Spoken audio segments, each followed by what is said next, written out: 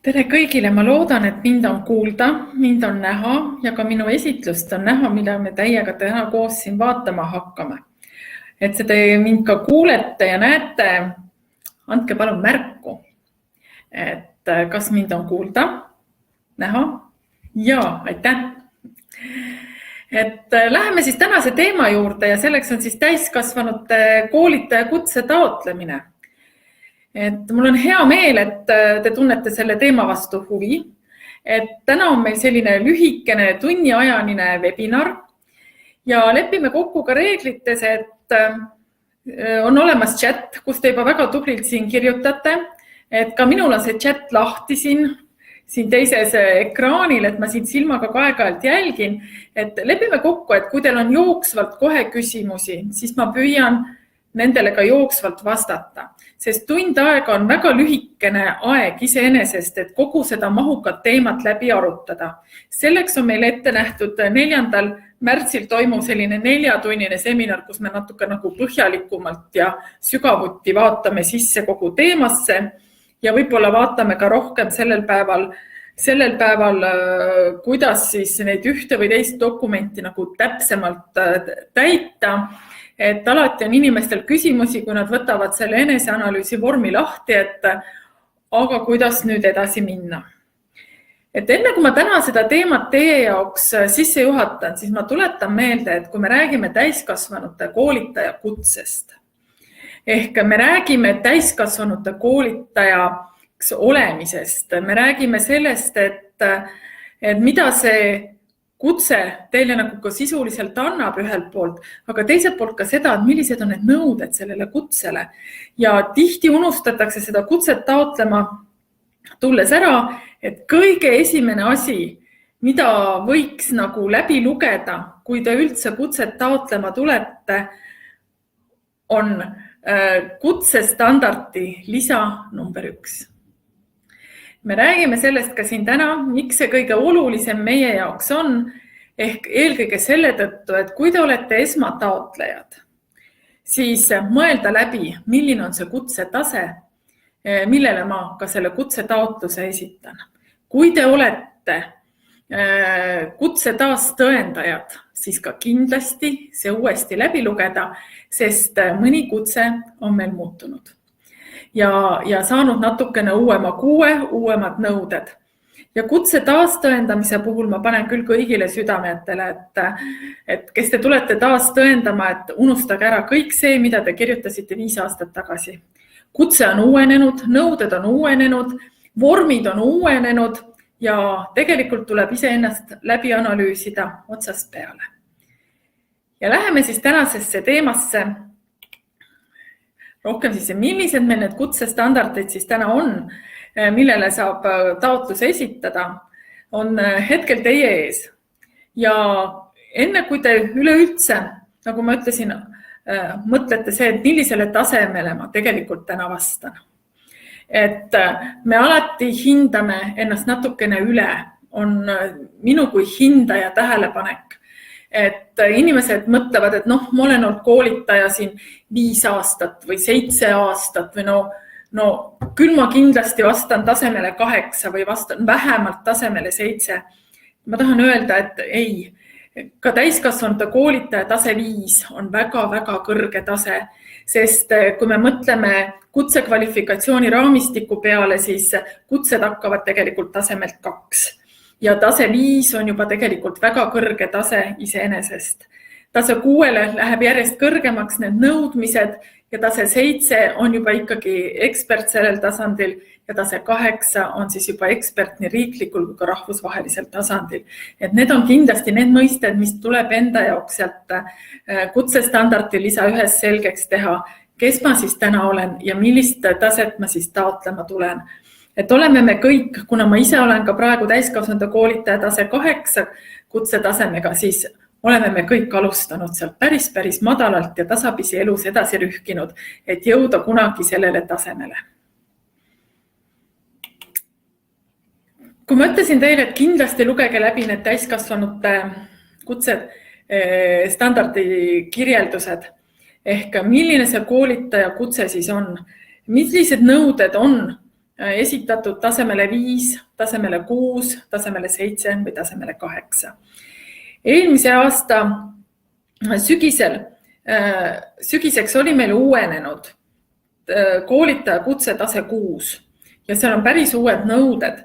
Nii et tuleb üle ja ümber vaadata, kas teie pädevused ja oskused vastavad sellele tasemele või mitte. Samamoodi ma väga soovitan tutvuda kutsestandardis lisa 2-ga, kus kasutatakse neid erinevaid termineid ja erinevaid termineid selles osas, et me räägiksime ühte keelt. Kui te tulete nagu täiskasvanute koolitaja kutset taotlema, siis me võiksime nagu teada, mis asi on näiteks ühiselt, kui te tulete, me loeme teie taotlust hindajatena või me räägime tõenduspõhisel intervjuul, siis näiteks nagu mõisted, grupiprotsess, hindamisjuhend, hindamiskriteerium, mis asi on koolitusprogramm, mis asi on reflektsioon ja nii edasi, oleks ka teie eneseanalüüsis juba ka kirjeldatud ja mõistetena lahatud ja teiselt poolt, et me räägiksime ühte keelt, me saaksime teineteisest ka aru. Et tihti tullakse ka kutset taotlema siis selle raames, et tal on olemas mingi teine erialane kompetents, kui ta vajab nüüd seda koolitaja kutset siia juurde, siis tahan küll öelda seda, et me ei hinda seda erialast kompetentsi, kus te toote kogu aeg näiteid näiteks sellest erialasest oskusest ja teadmisest. Me hindame ainult täiskasvanute koolitaja teadmisi, oskuseid ja kompetentse. Nii et neid kahte mõistet ei tasu ka nagu segi ajada. Et samamoodi hindamise juures me jälgime ka täiskasvanute koolitaja eetikakoodeksit ja ka tõenduspõhisel intervjuul võivad hindajad esitada küsimusi eetikakoodeksi kohta. Nii et selle tõttu ma soovitan teil nad mõnusalt kõik läbi lugeda, enda jaoks selgeks teha, sest terminid on alati see nõrk koht, kus väga-väga tihti eksitakse. Piret küsib, et kust kohast ta leiab info selle 4-tunnise webinari kohta. See on olemas Andrase kodulehel ilusasti ja sealt saab ka täiendavat infot. Triina küsib, mis on olnud minu töö rahvusvahelisel tasandil. Et minu töö rahvusvahelisel tasandil on olnud seotud Euroopa Komisjoniga ja Euroopa Komisjoniga täiskasvanute koolituse osas, kus erinevatele sihtgruppidele on planeeritud koolitusi rahvusvaheliselt ja teistpidi olen teinud palju ettekandeid just nimelt Euroopa Komisjoni raames teistele liikmesriikidele, eeskätt just täiskasvanute koolitaja kutsega seoses, mis meil Eestis kehtib ja teiselt poolt siis kogu koolitusvaldkonnaga seoses, mida siis riiklikul tasandil täna näiteks Töötukassa poolt ka viljeletakse ja kuhu suunas siis ka liigutakse. Kui me läheme edasi, siis tõin teile korraks ka visuaalselt selle hinnakirja, et tihti alati küsitakse, et miks tuleb maksta ja kuhu see raha läheb ja nii edasi. Et see raha läheb tegelikult hindamisprotsessi ja hindamisprotsessi selles osas, et kõik, kes meil täna on hindajad, siis nad ei ole Andrase palgal, nad on vabaturul tegutsevad inimesed, kes igapäevaselt on seotud ka koolitusprotsessidega. Nii et need on ka need, kuhu see raha läheb ja hindajatele siis makstakse ka veidi tasu selle töö eest. Kui me jõuamegi nende kompetentside juurde, siis kompetents on ju tegelikult sellise hariduse kontekstis just sellise inimese teadmiste, oskuste ja hoiakute ning väärtushinnangute kogum. Et nüüd on nagu tihti küsimus see, et kuidas seda kompetentsi enda jaoks nagu lahti kirjeldada ja kirjutada. Et kui me räägime siin üld- või võtmepädevustest, siis täpselt samamoodi, et teatud kutsealal töötamiseks meil peavad olema vajalikud pädevused ja need vajalikud pädevused määratletaksegi siis ära meil kutsestandardites ja kutsestandardites on siis kirjas ka väga ilusasti välja tooduna, milline millisele kutsele näiteks siis peab koolitaja, millised oskused ja kompetentsid peavad olema siis koolitajal, et ta vastab sellele ühele või teisele kutse tasemele. Kell on juba 5 läbi, sõnad lähevad sõlme suus. Loodan, et on aru saada. Aga kui me räägime täiskasvanute koolitaja kutsest, siis me siin juures räägime sellest, mis on määratud asjakohases kutsestandardis. Kui te võtate lahti, kõige parem näide on võtta lahti siis kutsestandard näiteks 6. Millised nõuded on esitatud seal koolitajale? Mida ta peab olema läbinud? Millised teadmised ja oskused tal peavad olemas olema? Ja kui ma nüüd ütlen, et siia juurde tuleb nüüd hakata paralleelselt vaatama ka kutsestandardile, paralleelselt vaatama ka hindamisstandardit. Ehk kus on ära kirjeldatud hindamisprotsess, miks see väga oluline on, sest kui kutsestandardis on kirjeldatud ära need kompetentsid, siis hindamisstandardis on kirjeldatud ära ka hindamiskriteeriumid ehk mida hindajad ühe või teise kompetentsi all oleva tegevusnäitaja puhul hindavad. Et tihti, nagu ma ütlesin, võetakse lahti see eneseanalüüs ja hakatakse seda kohe täitma, mõtlemata nagu sellele, et mida need hindajad siis hindavad, millele võiks nagu keskenduda, ehk et see jutt, mis saab sinna eneseanalüüsi kirja, oleks terviklik ja kompaktne. Minu soovitus on teile küll selles osas, et kui te hakkate nagu üleüldse kogu seda protsessi otsast peale tegema, kes seda varem teinud ei ole, siis punkt 1, võtke lahti e-portfoolio juhend. Lugege rahulikult läbi, mida on kirjutatud e-portfoolios. Hindamise puhul ma näen, et tihti inimesed ei loe neid materjale. Nad ei loe e-portfooliot, ei loeta hindamisstandardit, samamoodi ei tutvuta kutsestandardi lisadega ja siis ongi nagu mingil hetkel päris keeruline, et aga mida ma siia siis nüüd kirjutan? Mida ma pean kirjutama ühte või teise kompetentsi juurde, et kuidas ma seda siis tõendan.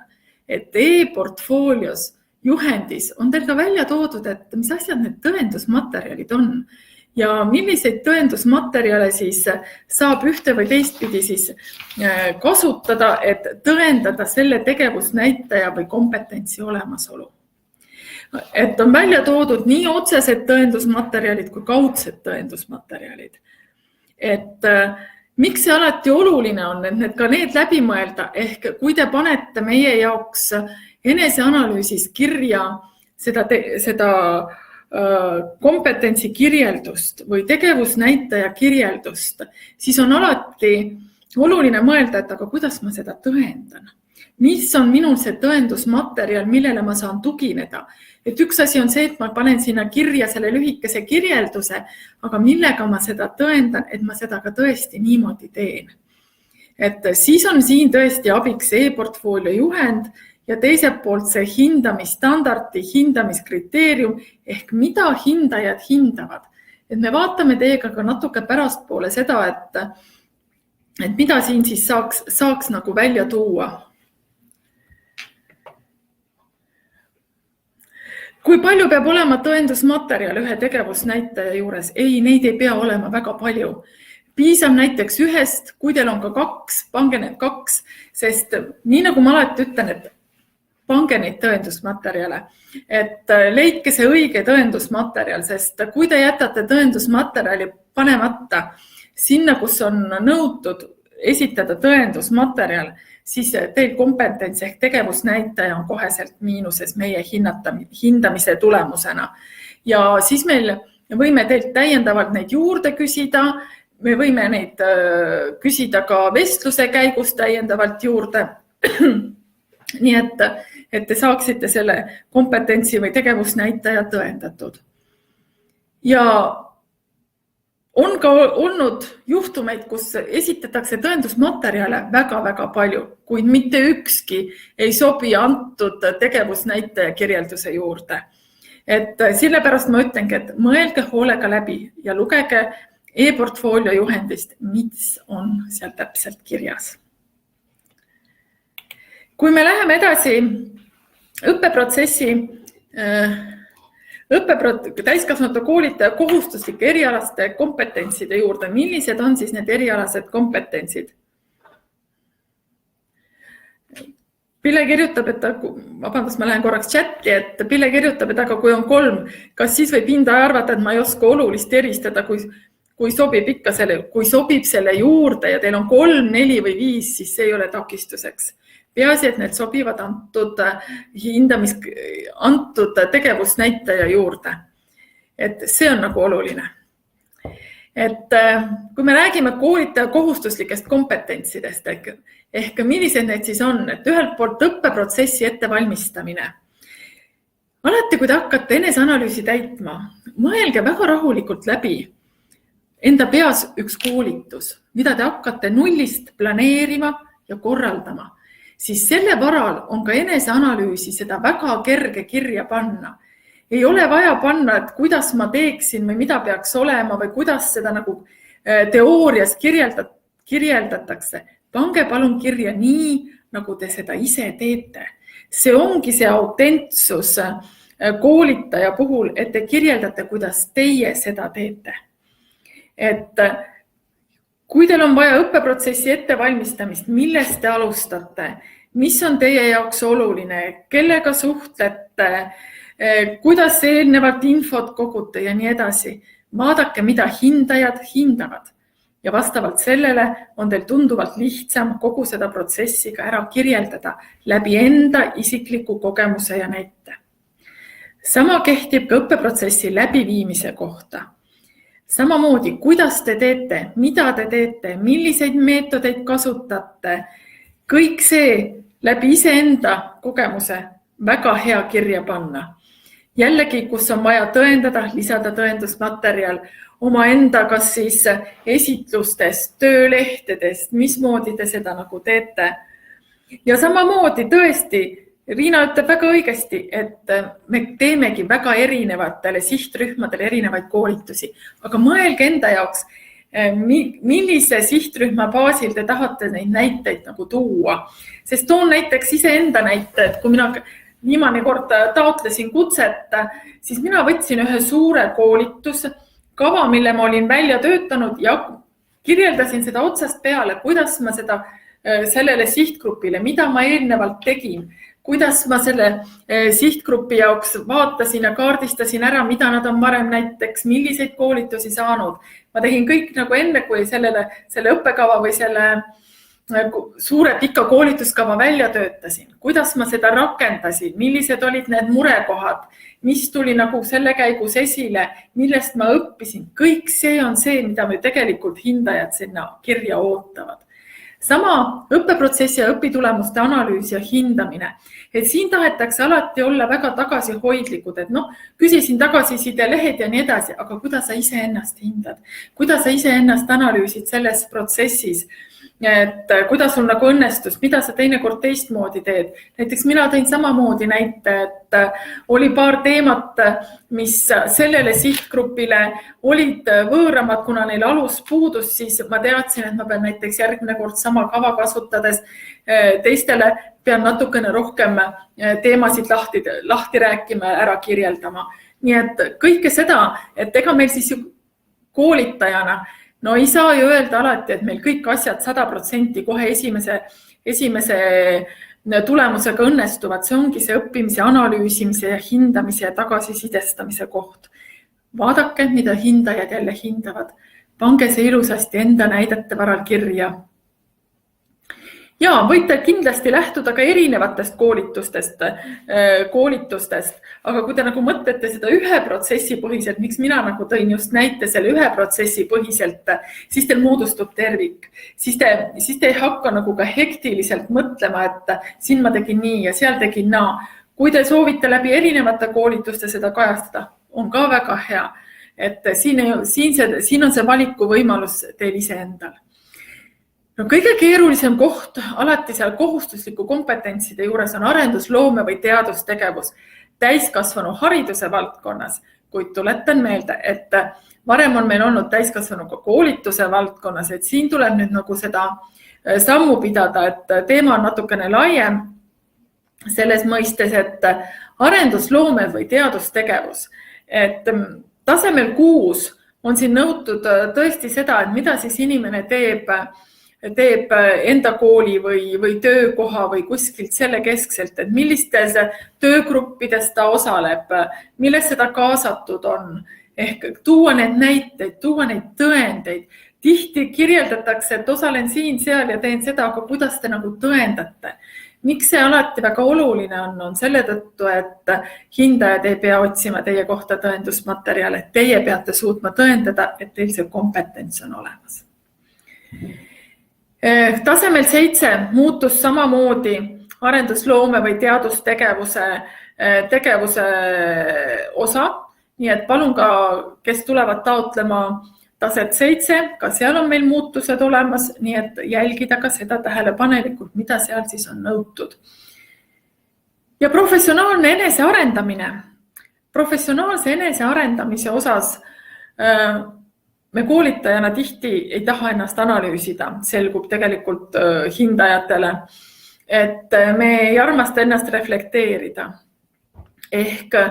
Ehk selles mõistes, et mis mul õnnestub, kus on minu arengukohad, kus on minul need komistuskivid, kus on need õppimise kohad. Et need on nagu need, mida tihti me ka ootame ja millest me ka vestlusel räägime, et mida kõrgem tase, seda professionaalsemalt peab olema ka kirjutatud see enesereflektsioon. Täpselt samamoodi see, et mida ma siis nagu arendan, mida ma õpin, kuhu suunas ma liigun, ehk mis mul siis see koolitajana, see agenda nagu tasapisi on, et see toimuks ka koolitaja eneseareng. Tihti on see, et kui meil on olemas mingi erialaline professioon, ehk see tähendab seda, et näiteks kui me oleme juristid, siis me tihti arendame ennast juriidilises valdkonnas, aga unustame ära, et me tegelikult ju, kui me oleme ka koolitajad ja kui meil on ka olemas kutse, siis me peaksime ennast arendama ka täiskasvanu koolitaja maailmas, ehk vaatama, millised on need uued meetodid, millised on uued suunad, kuhu üldse maailmas liigub see täiskasvanute koolitaja kogukond tervikuna, et millised on uued trendid, et väga hea näide on tuua ju sellest, et kui me mõtleme aasta tagasi, kus väga palju koolitusi viisime ju tegelikult läbi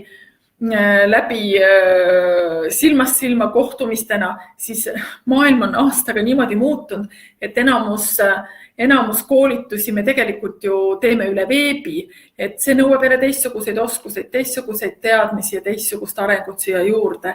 Nii et maailm muutub ja ka koolitaja siis kogu selles kontekstis peab nagu kaasas käima. Kas tasemeõppe lõputööde juhendamine ja retsenseerimine käib siia alla? No ei, suures osas mitte. Te võite seda mainida, et te seda teete, aga ma tahan ikkagi öelda selles osas, et seal te retsenseerite ja seal te ju juhendate ikkagi erialalisi asju, mitte niivõrd täiskasvanute koolitaja olemisega seonduvaid kompetentse. Nii et see osa tuleb nagu rahulikult ka läbi mõelda. Millised on need koolitaja kompetentsi läbivad tegevusnäitajad? Et tihti küsitakse, et miks on vaja kirjutada seda, et valdab koolitusel käsitlevat valdkonda, teemat või ainet. Ehk me ikkagi jälgime seda, et kui inimene tuleb taotlema kutset, et siis on tõesti see, et tal on ka pädevus seda, mis valdkonnas ta koolitab, et tal on need oskused, teadmised olemas. Ehk meie ülesanne tuginedes siis ka koolitaja kutse-eetikale hoiab nagu meid kursis ka sellega, et tema valdkonna ja ainealane teadmus ja tõenduspõhisus ja parimad praktikad on ikkagi need, millele ta saab tugineda, et need koolitustel, kus inimesed siis käivad, ei saaks ka kahjustatud. Ja samamoodi ka valdkondlikud uuendused, nii nagu ma eelpool juba siis rääkisin. Millega me tihti mis teeb tihti ka hindajad nõutuks on see, et kui me räägime täiskasvanu koolituse andragoogika põhiprintsiipidest, siis võetakse meile kuskilt raamatust kõik need toredad printsiibid pannakse sinna kirja ja sellega on nagu mure murtud. Meid tegelikult ei huvita, me kõik teame neid printsiipe. Meid tegelikult, ja ma eeldan ka alati, et kes tuleb kutset taotlema, teab ka tõesti neid andragoogika põhiprintsiipe, aga küsimus on selles, et kuidas teie neid kasutate. Millele tuginedes, mida te kasutate, et võt see on see koht, mida peab siin taas läbi mõtlema, vaadake, mida hindajad hindavad. Ja kindlasti, kui me räägime siin ka valdkonda ja tegevusi reguleerivaid seadusi, siis me eeldame, et te tõesti ka neid tunnete, oskate nimetada, oskate sel teemal ka kaasa rääkida. Ja räägite ka, kuidas te annate õppijatele tagasisidet kogu koolitusprotsessi vältel, et ja te annate tagasisidet tihti, te toote need näited välja hindamise ja analüüsi juures, õppeprotsessi hindamise ja analüüsi juures, aga kuidas te seda teete kogu koolitusprotsessi vältel? Ei, kindlasti mitte, ei pea keskenduma sellele, kuidas ma veebis koolitan, ei, ärge tehke sest järeldus, ma tõin lihtsalt näite sellest, et kuidas koolitatakse praegu viimase aasta vältel on kogu koolitusmaailm paraku kolinud veebi rohkem kui iial varem. Et mina ise siiralt ootan, millal saab jälle silmast silma koolitusi teha, et tajuda seda vahetut reageeringut, et inimeste reageeringut ja kohapealset tagasisidet ja küsimusi, et ma tõesti ootan seda. Ja ka seda, et me kasutame korrektset koolituse läbiviimise keelt kõnes ja kirjas. Ka see on oluline koolitajaks olemise juures. Ja ka seda, et me oskame kasutada IKT vahendeid õppeprotsessi ettevalmistamisel või läbiviimisel, kui meil neid vaja on. Et me oskame ka leida üles seda õiget infot.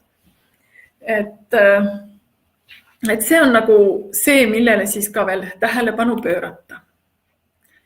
Ja kui me nüüd jõuame kogu selle paketiga sinna, et millised on siis need esitatavad dokumendid, mida te siis peaksite Andrasele esitama. Kindlasti avaldus, maksekorraldus, isikut tõendava dokumendi koopi ja tihti küsitakse, no mis asi see e-portfoolio täpselt on? Millest see e-portfoolio siis koosneb? E-portfoolio juhendis on teil väga detailselt ära kirjeldatud, millest koosneb e-portfoolio. Et punkt 1, kindlasti teie CV-st, kas see on siis ette antud vormil, mis on Andrase kodulehel või siis Europassi CV, kuid kindlasti peab sinna juurde olema siis lisatud teie koolitusalane tegevus. Kui te esitate Europassi CV, siis palun ärge unustage lisa 3 sealt CV juurest, mis on siis koolitusalane tegevus, kuhu tuleb siis kirja panna, millises valdkonnas, kui palju te koolitusi siis viimaste aastate jooksul olete teinud. Ja siis on see eneseanalüüs.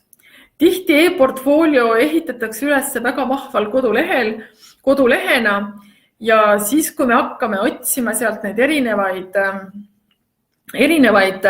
tegevusnäitajaid või kompetentse, siis mingil hetkel selgub meile, et koolid tihti taotlejad on teinud ka sellise omaloomingu, et on võtnud osasid 5. taseme kompetentse, 6. taseme kompetentse, et ei ole nagu läbivat võtnud ühte selget vormi. Ja siis meil on väga tihti küsimus, et aga millist taset ta tuleb siis taotlema. Ja siis kui me avalduselt leiame, et ta tuleb taotlema taset 6, aga ta on mõelnud, et kui ta tuleb taotlema taset 6, et siis tal paari kompetentsi sellelt ei avaldu, et siis ta paneb nagu 5. taseme tegevusnäitaja kirja. Siis meil on päris ette kirjutatud ja nii on kirjas ka e-portfoolio juhendis, et eneseanalüüs koos tõendusmaterjalidega tuleb esitada ette antud kehtival vormil. Kõik need vormid on teile jällegi Andrase kodulehelt kättesaadavad ja tuleb täita sellel kindlal vormil. Siis on teada, et ei teki eksimusi ja meil mõlemil nii hindajatel kui teil endal taotlejana on see kindlustunne, et te tulete taotlema seda taset ja te vastate ka sellele tasemele ning te olete ära kirjeldanud õige taseme tegevusnäitajad.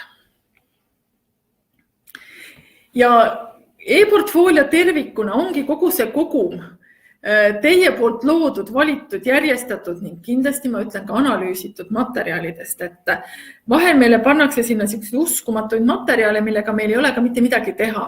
Ja kindlasti ei ole meil mitte midagi teha piltidega, sellepärast et siin te peate ka mõtlema seda, et need pildid, mida te esitate, need peavad olema ka siis nende inimeste nõusolekud siia juurde esitatud. Kui te soovite pilte meile esitada, aga pilt ei tõenda mitte midagi. Meil on vaja ikkagi teistsuguseid tõendusmaterjale. Ja ma tahan just öelda, et see e-portfoolio ongi selline kogu, mis peegeldab teie taotleja arengut. Ehk kui me näeme seda e-portfoolio ülesehitust, me näeme seda eneseanalüüsi, esitatud tõendusmaterjale, et siis me näeme tegelikult seda, et millisele tasandile, millisele tasemele taotleja siis oma arengul ka tegelikult vastab. Et kui varem oli tõesti see võimalus, et me nägime, et taotleja ei vasta tasemele 6, kui me saame talle teha ettepaneku, et ta vastab suurepäraselt tasemele 5, siis peale kutsestandardite uuendusi ja muudatusi sellist võimalust enam ei ole. Et nüüd kas te vastate ja saate kutse või te ei vasta sellele tasandile ja kutse jääb seekord saamata. Et enam sellist tase madalamale ettepanekute tegemist enam ei ole.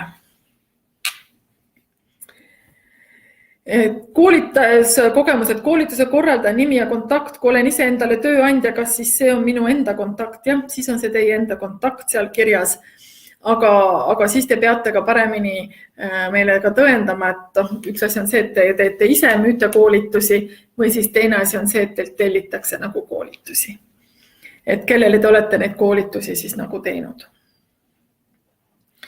E-portfoolio koostamise eesmärk on tõendada täiskasvanute koolitaja kutsestandardis siis esitatud kompetentside olemasolu. Et ma tahan ikkagi rõhutada tõesti seda, et teie peate tõendama. Ei ole see, et hindajad hakkavad siis kuskilt nagu otsima või arvama või mõtlema, kui tõendusmaterjali ei ole.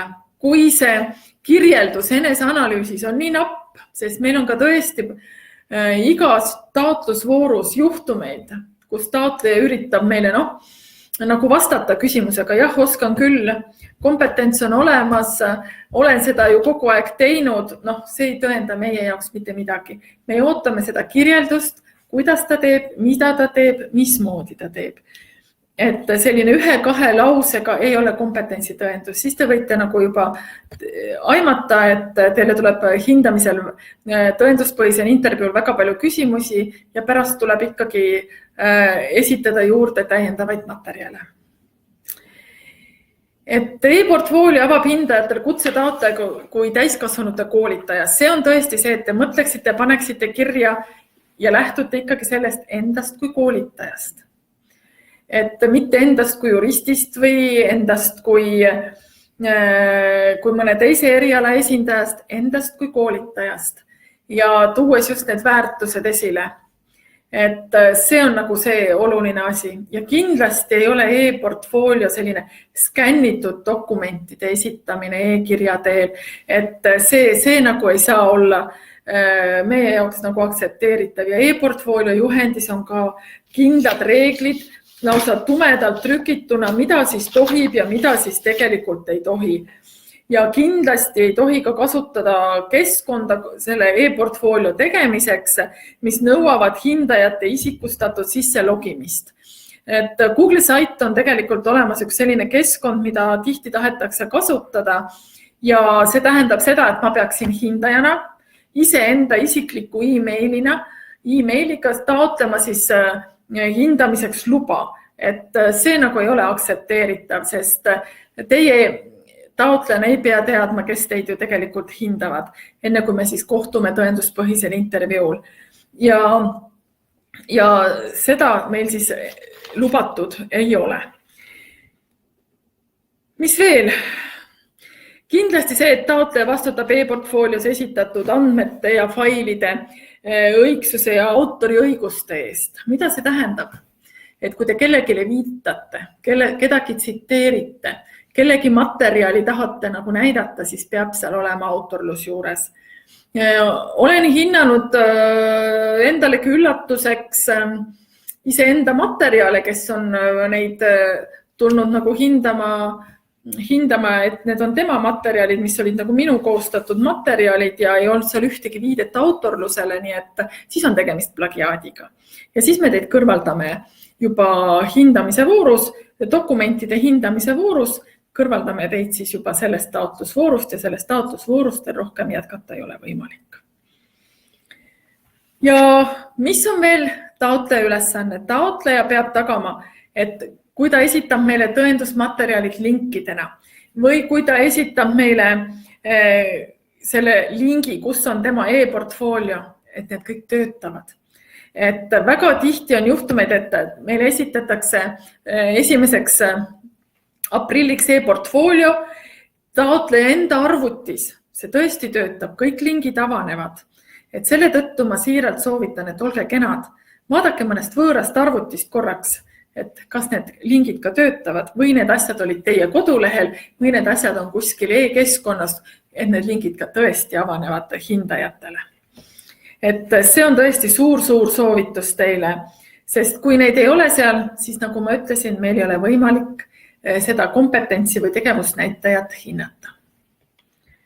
Nii et tihti need linkidega asjad, kas siis vahepeal toimub turvauuendused või midagi muud, et teie ülesanne ja vastutus on kogu aeg jälgida selles osas seda, et kõik need lingid oleks aktiivsed ja töötaksid.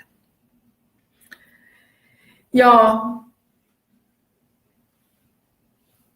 nii nagu ma tahtsin veel ka meelde tuletada, et valige endale sobivaim e-portfoolio. Et tihti valitakse väga keerulisi lehti, mida väga hästi ei tunta ja siis on sealt e-portfoolio lehelt meil hindajatena väga keeruline seda tõendusmaterjaliga üles leida, et milline tõendusmaterjal nüüd vastava kompetentsi või vastava tegevusnäitajaga nagu kokku peaks käima, et te mõtlete ka selle protsessi nagu tervikuna läbi, et näiteks õppeprotsessi läbiviimine punkt 2.2 kirjeldajate toote kirjelduse ja vaatate, kas seal on vaja esitada tõendusmaterjali või mitte. Et seda kõike on tegelikult hea teha just sinna ette antud eneseanalüüsi vormi. Et kui te juba sinna kõik ilusasti esitate, siis on ka seal juba hea kohe näha, et teil on kõik need asjad ühes kohas olemas.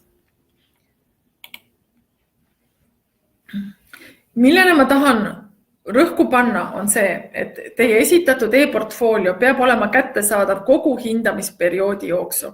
See tähendab seda, kui te olete selle lingi koos avaldusega esitanud Andresele, siis see peab olema muutmata kujul kättesaadav kuni kutsekomisjoni otsuste jõustumiseni. Mida see tähendab? See tähendab seda, et ka seda, kui te olete näiteks tõenduspõhise intervjuu läbinud, et te lähete nüüd ja võtate selle sealt maha, seda õigust. Kui te olete selle maha võtnud enne kutsekomisjoni otsust, siis te olete sellest voorust kõrvaldatud. Miks see oluline on? Oluline on selle tõttu, et siis kui tekib vaidlus või tekib mingi selline koht, kus te ei ole rahul, kas siis tulemusega või mingi muu protsessiga, siis see peab olema täpselt, teie e-portfoolio peab olema kättesaadav täpselt nii kaua, kui on see vaie lahendatud või mis iganes lahenduseni, et on teil olemas kutsekomisjoni otsus. Kui te olete 1. aprilliks e-portfoolio meile esitanud, siis te ei tohi seal mitte ühtegi muudatust teha. Sest meie hindajatena jälgime täpselt ka seda ja näeme ka täpselt seda, et kas te olete seal kodulehel mingeid muudatusi teinud. Muutmine on lubatud vaid kutseandja palvel. Kui me näeme, et teil üks või teine link ei tööta, siis kutseandja palub teil seda teha ja me teeme endale märkme, et selleks kuupäevaks on lubatud muuta ainult seda asja. Kui on muudetud ka midagi muud, siis te selles voorus jälle enam taodelda kutset ei saa. Nii et reeglid on nagu kõikide jaoks, et miks see ka meie jaoks oluline on, et muidu on tõesti see, et 1. aprilliks esitate kutse ära esitate kutse ära, kutse taotlemiseks oma e-portfoolio ära ja siis tuli meelde, aga see jäi kirja panemata. Aga ma veel natuke täiendan. Oi, tuli meelde, et mul on veel hulga parem tõendusmaterjal. Seda te kõik saate rääkida meile tõenduspõhisel intervjuul. Seda, kui me näeme, ja te saate ka ise öelda, et teil on tegelikult olemas parem materjal veel, mis tõendab seda kompetentsi, siis seda me saame kõikega rääkida ja kokku leppida, kuidas te selle esitate meile tõenduspõhise intervjuu käigus. Jah, Riina, sul on õigus, et ainult lingiga jagamine on väga ebaturvaline, kui väga paljud seda teevad. Aga samas on seal ka väga palju teie isiklikku infot, ma olen täiesti nõus, et hindajatel on tõesti ka see eetika kohustus, et see, mida me seal näeme, see, mida te jagate, see jääb ainult sinna sellesse keskkonda, mitte kuhugi mujale. Et see on meil see kindel reegel selles osas, et te ei pea kartma, et teie materjalid või mingid töölehed või mingid teie poolt välja töötatud asjad kuhugi nagu rändama lähevad. Seda hindajate poolt karta ei ole vaja. Ja kui see ka juhtub, siis selleks on omad lahendused, omad meetmed, mida siis ka hindajate puhul kasutusele võetakse.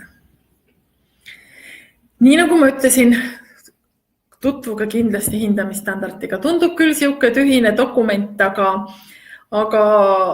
see on nagu võib-olla kõige alus, et näha, mida siis tegelikult hinnatakse, sest kui me oleme ka tõenduspõhist intervjuud läbi viimas, siis väga tihti öeldakse, oi, aga ma ei teadnud, mida ma sinna nagu kirjutan või ega ma täpselt ei teadnudki, mismoodi ma nagu tõendan. Selleks on teil kogu info olemas e-portfoolios ja hindamisstandardis.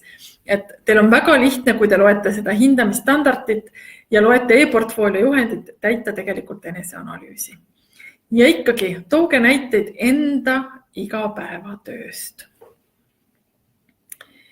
Tahtsin teile ka tuua paar näidet selles osas, et eneseanalüüsist.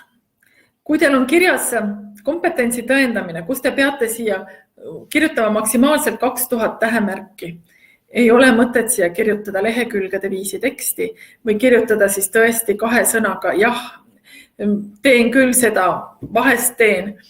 Et siin on ka toodud meil näiteks, kui me räägime, et see on tase 6 õppeprotsessi ettevalmistamine, kus tuleb siis eelnevalt välja selgitada ja analüüsida konkreetse õpperühma õppija erivajadusi ja seadma siis eesmärgid ja õpiväljundid ning planeerima koolituse sisu. Et siin on ka juba viide sellele, et ole kena, vaata kutsestandardis kasutatud termineid. Ja nüüd on hea vaadata siis tegelikult hindamisstandardid, et mida siis tegelikult hindajad siin juures nagu siis hindavad üldse. Ja tõendusmaterjali esitamine. Kui on kirjas tõendusmaterjalide esitamine, siis see on kohustuslik, ütlen ma teile. Siis ärge jätke seda lahtrit täitmata, mõelge, et teil kõigil on olemas õppeprotsessi ettevalmistamise osas seda infot, neid tõendeid, kuidas te selgitate välja, kuidas te analüüsite.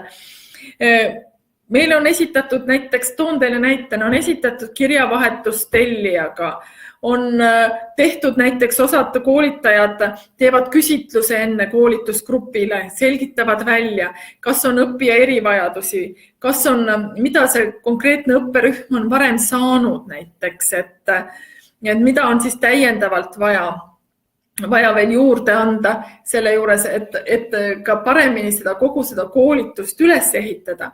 Sest mina tahan näiteks alati teada enne, et milliseid koolitusi on see õpperühm enne või see koolitusrühm enne saanud, et nad ei saaks nagu minu poolt seda uut kordust, et me saaksime selle teema arenduse juures nagu edasi minna. Et see on ka nendele siis nagu huvitav. Ja ka kindlasti see, et me ju alati küsime kogu selle seltskonna käest, kes meil sinna koolitusruumi tuleb, et millised on nende ootused. Et millised on nende ootused koolitusele? Kõik selle saate panna ja tõendada meile siia. Näiteks õppeprotsessi läbiviimine, kui ei ole kirjas tõendusmaterjali esitamine, siis seda siin esitama ei pea. Siis see lahter jääb siin tühjaks.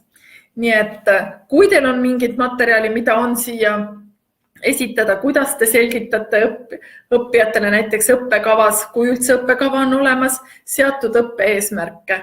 Ehk kui teil on see olemas, mida te teete, mismoodi te teete, siis saate seda siia tuua, aga kohustust seda esitada näiteks selle punkti juures ei ole. Nii et pöörake siis ka nende viidetele tõendusmaterjalidele, siis selles osas ka tähelepanu.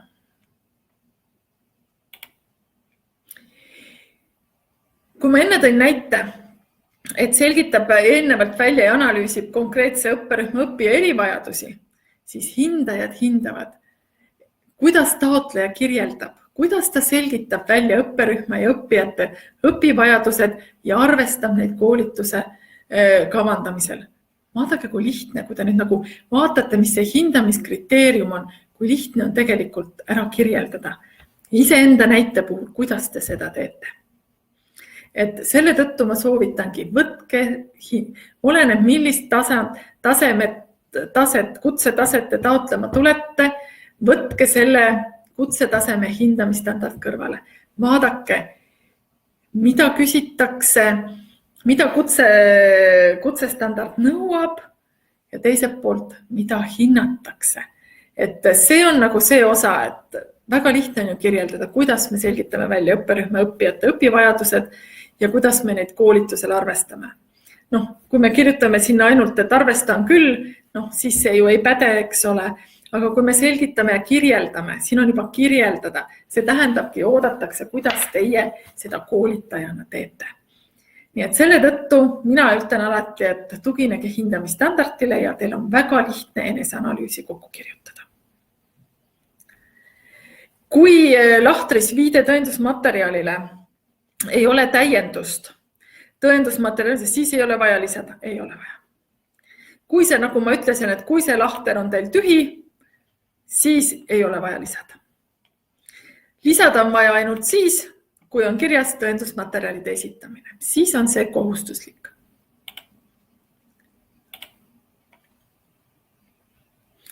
Kui me läheme nüüd edasi ja mõtleme selle peale, nagu ma ütlesin teile, see plagiaat. Nii nagu ma tõin ka alguses teile näite, et ei ole vaja kirjutada, et kuidas tehakse ja kuidas viiakse läbi ja võtta tarkadest raamatutest teooriat ja lauseid ja uhkeid ja kõlavaid lauseid. Et siis me saame aru, et te ei ole nagu mõttega ise üldse protsessi juures olnud. Ja kui te jätate veel ka kogemata, viitamata või mida iganes, siis see on ka halb teie enda jaoks. Meil on ka internetis liigub ringi erinevaid eneseanalüüse, meie enda koolitajate omasid, kes on ka kutse saanud ja tihti proovitakse siis ka sealt erinevate, kui osata nagu lahti kirjutada ühte või teist tegevusnäitajat, siis püütakse sealt kopeerida. Siis ma tahan öelda, et ma olen olnud 12 aastat hindaja ja paraku enamus eneseanalüüse tuleb juba väga tuttav ette, aga ma tahan öelda, et me kontrollime ka kõiki eneseanalüüse plagiaadi suhtes.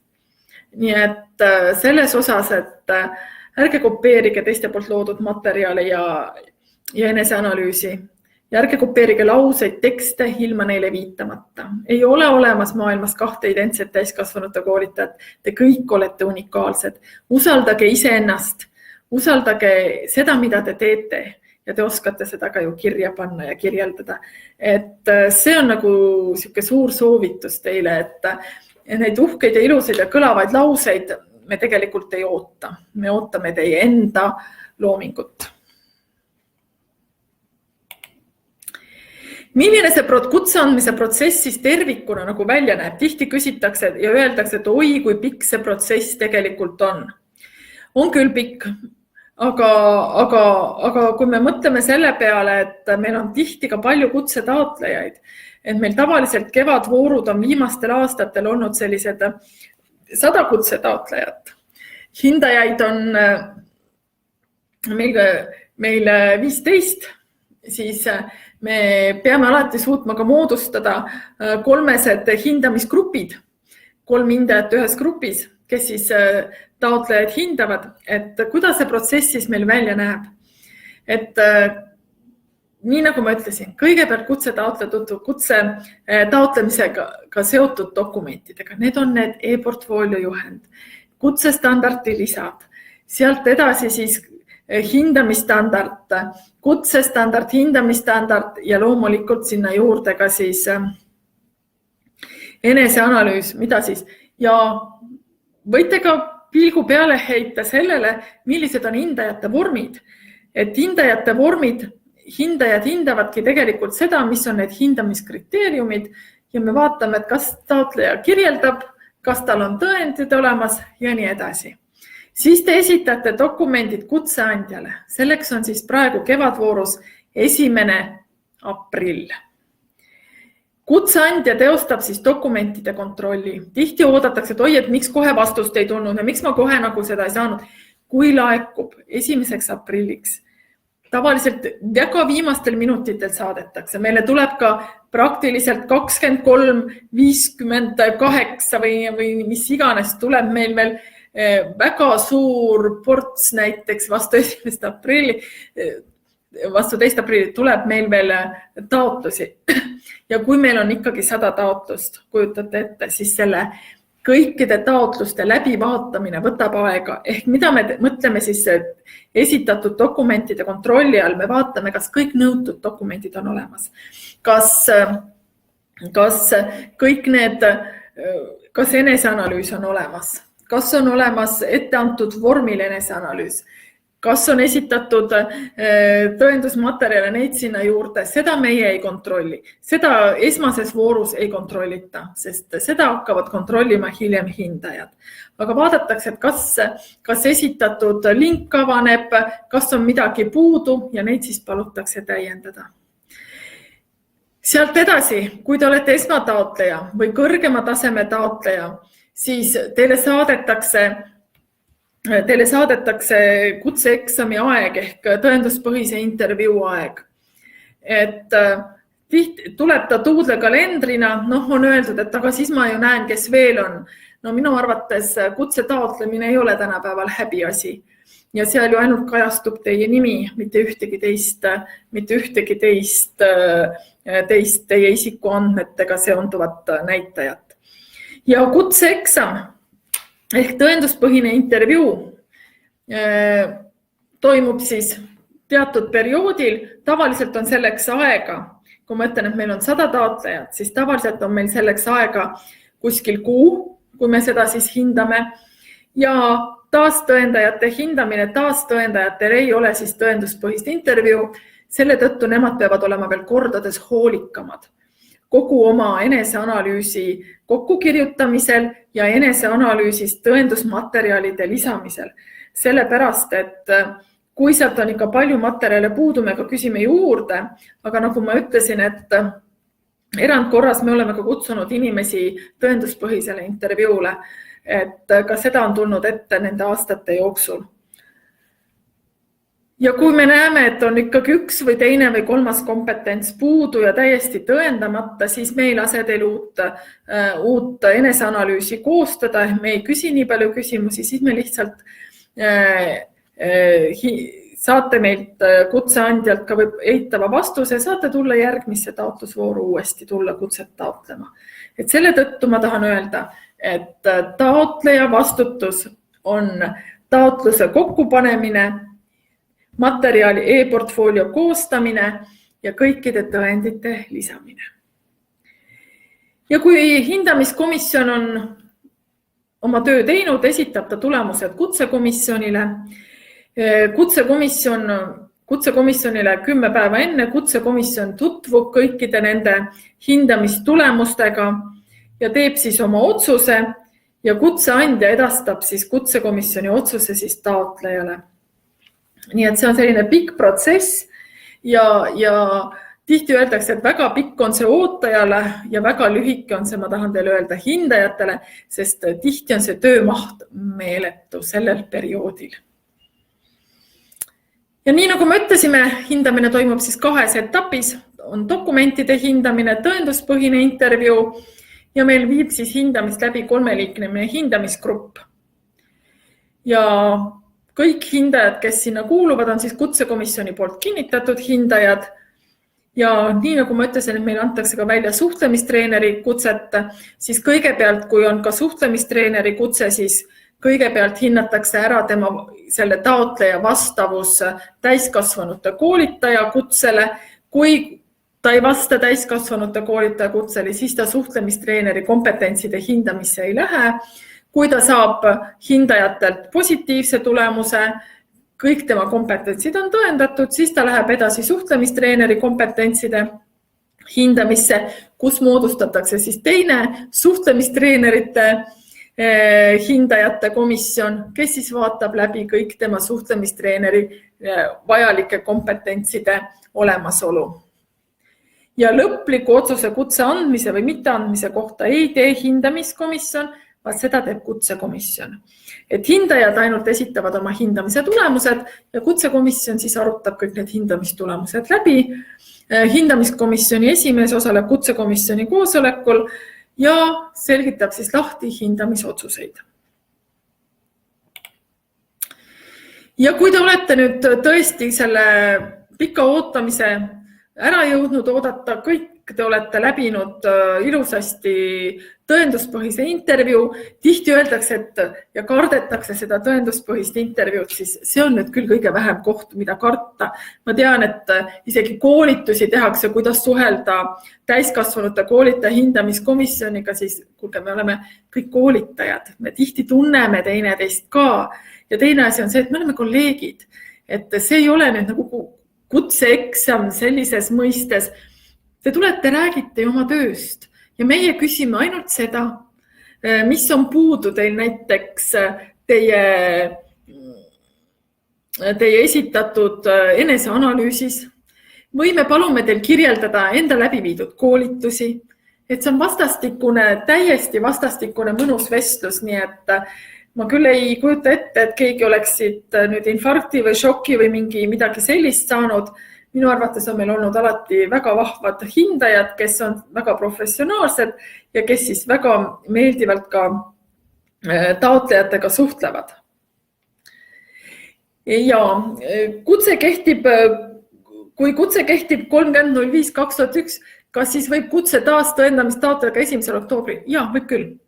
Et see 6 kuud seda taas tõendamise lõtku on siin sees olemas ja kehtivuse lõppemisest ei tohi olla mööda üle 6 kuu. Mai ja oktooberi vahel on 4 kuud, et kui te olete selle aja jooksul uue taotluse andnud, siis ikka võib ja. Taastõendajad tihti seda võimalust ka kasutavad. Ja sellele korral, selle vooru lõpus siis 31. mail koguneb kutsekomisjon, see aeg on juba paigas, kes siis teeb otsuse kutse andmise või mitte andmise kohta. Ja kutse saamisel lisatakse teie nimi, kui te olete avaldusel selle linnukese teinud, kutsekoja kodulehele olevasse kutseregistrisse. Ja tahan öelda seda, et tehke see linnuke kindlasti, sellepärast, et kui te osalete siin riigihangetel või kuskil ja teie nime seal ei ole, siis mitte keegi ei hakka seda kuskilt otsima, sest täna enam ei saadeta ka paberkandjal teile dokumente koju. Kõik on elektroonne, kõik on kutseregistris olemas, nii et sealt siis teid ka tihti riigihangete kaudu otsitakse. Ja tere tulemast kutsega täiskasvanute koolitajate kogukonda, et mul oleks väga hea meel, kui te kõik, kes te täna siin ka osalesite, sellest kevadvoorust kaasa lööksite ja me teiega siis ka tõenduspõhisel intervjuudel ka kohtuksime. Et on teil veel küsimusi? Meil on 2 minutit jäänud aega. Mõtteid, mis nagu tekkis. Et nagu ma ütlesin, et see tõesti on väga lühike aeg, see tund aega, et me ei jõua detailidesse minna, et aga detailidesse me läheme siis tõesti sellisel pikemal seminaril, mis on siis sel korral 4. märtsil ehk ülehomme.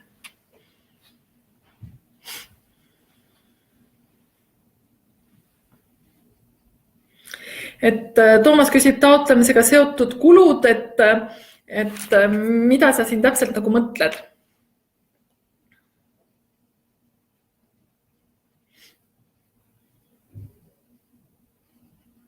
Et kui tegemist on lingi jagamisega, küsib küsib Riina, ei pea linki jagama. Kui on olemas dokument, võib julgelt lisada dokumendi.